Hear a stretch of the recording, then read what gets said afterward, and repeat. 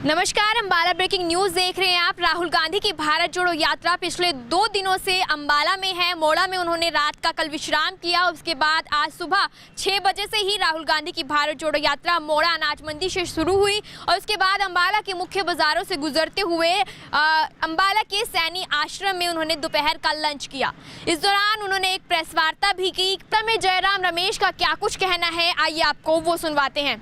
हरियाणा में भारत जोड़ो यात्रा 8 दिन लगातार और 7 जिलों से गुजरा है।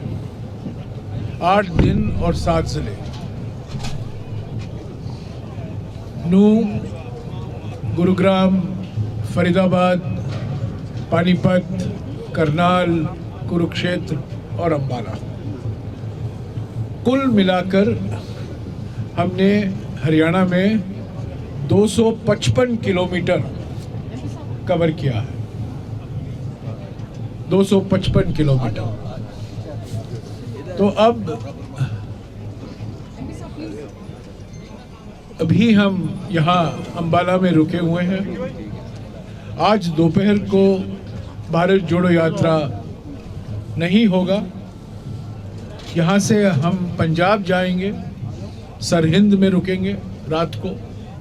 कल सुबह फ्लैग ट्रांसफ़र होगा हरियाणा पीसीसी से पंजाब पीसीसी को और कल से भारत जोड़ो यात्रा की शुरुआत पंजाब में होगा। आज क्योंकि पंजाब में भारत जोड़ो यात्रा की शुरुआत के पहले राहुल गांधी जी आज दोपहर को स्वर्ण मंदिर जा रहे हैं। वहाँ 2.5-3 घंटे रुकेंगे, 2.5 घंटे रुकेंगे। और मैं समझता हूँ, हम लोग सब समझते हैं कि पंजाब में भारत जोड़ो यात्रा की शुरुआत और अच्छी तरह से नहीं हो सकती थी जितना कि जब राहुल जी स्वर्ण मंदिर जाएंगे और आज दोपहर को ही 4 बजे तक वो सरहिंद लौट आएंगे। कल सुबह फ्लैग ट्रांसफ़र के बाद, जिसका डिटेल हमारे प्रभारी आपको देंगे, उसके बाद हम शुरू करेंगे पंजाब का भारत जोड़ो यात्रा। कल 11 तारीख है, पूरा दिन भारत जोड़ो यात्रा होगा। 12 तारीख को सुबह लगातार हम 25 किलोमीटर चलेंगे। आपने देखा है रोज हम 25 किलोमीटर चलते हैं, पर वो 25 किलोमीटर 2 चरण में होते हैं, सुबह 14 और दोपहर को और शाम को 11। पर 12 तारीख को हम लगातार 25 किलोमीटर चलेंगे। 1 बजे ख़त्म हो जाएगा।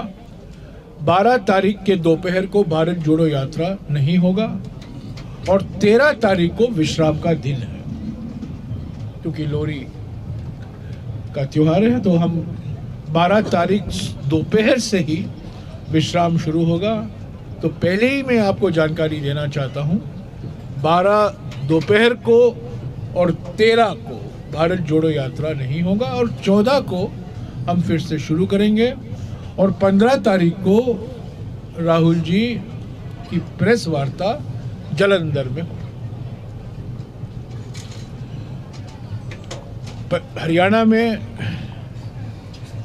भारत जोड़ो यात्रा के लिए बहुत विशेषताएं रही हैं। पानीपत का रैली बहुत उम्दा रैली था, जो जनता से हमें स्वागत मिला, महिलाओं से, युवकों से, वो भी बहुत उम्दा था।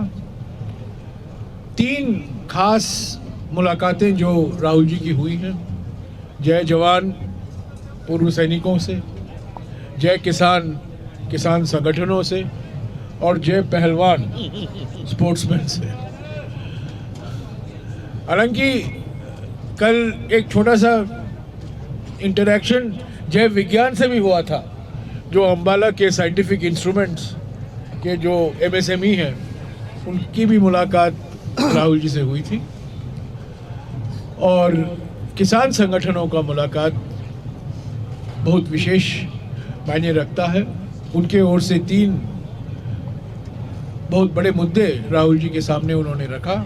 एक तो एमएसपी का लीगल गारंटी होना बहुत ज़रूरी है, क्योंकि अभी निजी ट्रेड की भूमिका बढ़ रही है और वो एमएसपी के जो दाम जिसमें खरीदते हैं वो एमएसपी से कम है। दूसरी बात जो उन्होंने कही कि जो भूमि अधिग्रहण कानून यूपीए सरकार के समय में बनाया गया था सितंबर 2013 में, उसमें हरियाणा सरकार ने केंद्र सरकार की अनुमति के साथ साथ और राष्ट्रपति की भी अनुमति मिली है, उन्होंने कुछ संशोधन किए हैं, वो किसान के हित में नहीं है। तो उन्होंने मांग की कि जब कांग्रेस की सरकार आएगी हरियाणा में, याद रखिए मैंने कहा जब सरकार आएगी, मैंने ये नहीं कहा अगर सरकार आएगी, जब हमारी सरकार आएगी तब 24 का ही है जिक्र, जब 2024 में चुनाव जल्दी भी हो सकते हैं, वो अब कह नहीं सकते, इसलिए जब अगले चुनाव होंगे और हमारी सरकार बनेगी तब ये भूमि अधिग्रहण कानून में उन्होंने मांग की कि इसमें संशोधन लाना बहुत ज़रूरी है। और किसान संबंधित कई मुद्दे और बातचीत हुई। राहुल जी ने भी काफ़ी लंबे इस चर्चा में भाग लिया और उन्होंने कहा कि कांग्रेस पार्टी और किसान संगठन के बीच में एक भागीदारी है, एक पार्टनरशिप है और हम हमेशा किसान संगठनों के साथ बातचीत करते रहेंगे। और जहां हमारी सरकारें हैं, आज हमारे 3 सरकार हैं, हिमाचल में, राजस्थान में और छत्तीसगढ़ में, वहाँ जो हमारी सरकारें हैं, जितना राज्य सरकार कर सकती हैं वो खुद इसमें देखेंगे कि क्या वो कांग्रेस सरकारों के साथ बातचीत करके, मुख्यमंत्रियों से बात करके जो मांगे हैं किसान संगठनों की ओर से, जो राज्य सरकार पूरी कर सकती है, वो ज़रूर उस पर अगले कदम लेंगे। तो मैं अंत में मैं यही कहना चाहता हूँ कि हम लोग सब हरियाणा कांग्रेस के पीसीसी हुड्डा साहब, पीसीसी अध्यक्ष उदयभान जी, हमारे प्रभारी एआईसीसी के शक्ति सिंह गोयल जी, सभी का हम शुक्रगुजार हैं कि उन्होंने इतनी मेहनत से भारत जोड़ो यात्रा को इतना सफल बनाया हरियाणा में। हमने, जैसा कि मैंने पहले भी कहा है, मैं फिर से दोहराना चाहता हूँ, हरियाणा में न केवल हमने ठंड का सामना करना पड़ा, पर हमें हर एक ज़िले में सड़कों से भी काफ़ी खतरा का सामना पड़ा, न केवल मौसम से पर सड़क से।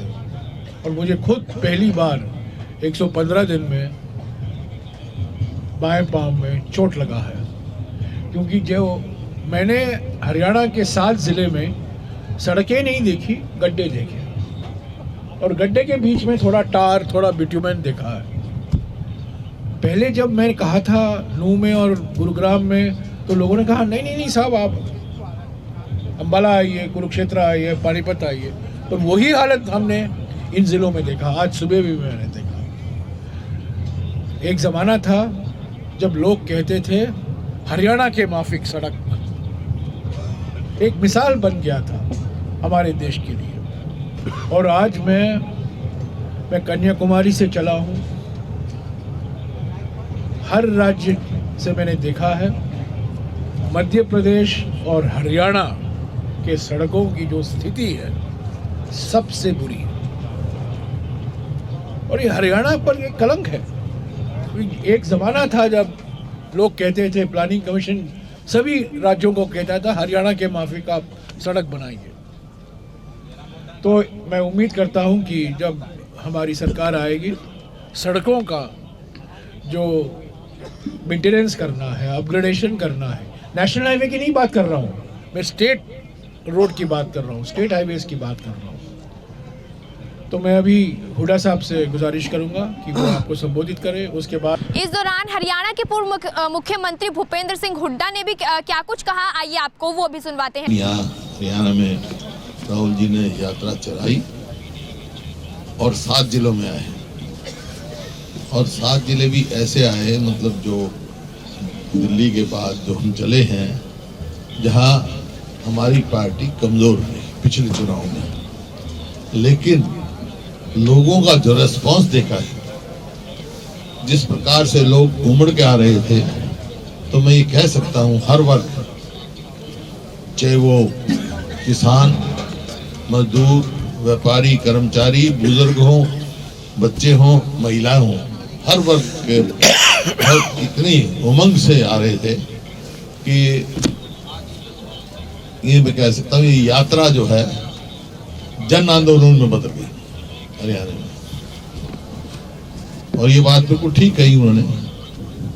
सड़कों की हालत खस्ता देखकर हमारे बहुत अपने आप पर वो हो रहे थे, क्योंकि सड़क में गड्ढे तो सुने हैं लेकिन गड्ढों में सड़क बन रही थी, ऐसी हालत हो रही थी कई जगह तो बहुत ही व्यवस्था, क्योंकि 8 साल से इस सरकार ने कोई मेंटेनेंस नहीं करी, चाहे वो सड़क हो, चाहे स्टेडियम हो गांव के, चाहे और कोई भी, मतलब कोई ऐसा काम नहीं है। तो जैसा मैंने कहा नॉन परफॉर्मिंग गवर्नमेंट बनी हुई है यहाँ पर। और जो मुद्दे जो है, जो हरियाणा 2014 में कांग्रेस के समय में प्रति व्यक्ति निवेश में नंबर 1 था पूरे देश में, आज बेरोजगारी में नंबर 1 हो गया 37.4 CMI की। तो हमारे हरियाणा के मुख्यमंत्री कहते हैं ये तो प्राइवेट संस्था है, लेकिन जब यूपी में इतना होता है तो अपनी एडवर्टीजमेंट में CMI की रिपोर्ट देते हैं, गुजरात में देते हैं, हरियाणा में अब किस पे ये यकीन करेंगे। तो इस बात पे है और मैं तहे दिल से आभार व्यक्त करता हूँ सभी लोगों का, एक तो जिन्होंने इंतजाम करने में पूरा सहयोग दिया, हमारे विधायकों ने और कमेटियां जब बनाई हुई थी हमने, उन्होंने, और जनता का, लोगों का जिस हिसाब से आए, अनुशासित रहे, और जो उनका हमने प्रयास किया पूरा अपना कि भाई इनका स्टे कंफर्टेबल हो, तो ये प्रयास किया। मैं इन्हीं शब्दों के साथ जो है फिर से राहुल जी की जो ये यात्रा चली है, जो ये CMI की रिपोर्ट है और इसमें कोई दो राय नहीं, हरियाणा में आज बेरोजगारी पूरे देश में सबसे ज्यादा है।